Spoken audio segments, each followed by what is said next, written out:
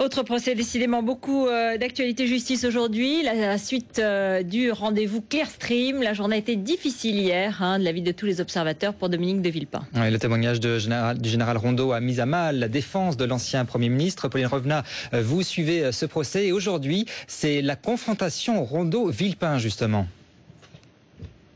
Effectivement, ce face-à-face est attendu parce qu'on est resté un peu sur notre faim hier soir. Certes, le général Rondeau a largement contredit Dominique de Villepin sur plusieurs points et c'est effectivement l'impression générale qui en ressort. Mais sur la dénonciation calomnieuse, eh bien, rien de flagrant pour Dominique de Villepin. La défense de l'ancien Premier ministre a réussi à tirer son client de l'embarras. C'était hier soir très tard.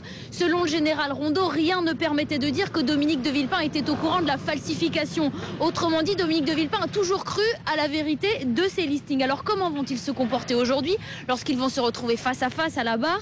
Dominique de Villepin devrait continuer de nier. Quant au général Rondeau, il ne semble pas vouloir charger la barque devant les juges d'instruction lors de ses auditions. Il avait indiqué que Dominique de Villepin avait été d'une rigueur totale dans la gestion de cette affaire et qu'il n'avait jamais reçu d'instruction pour déstabiliser Nicolas Sarkozy.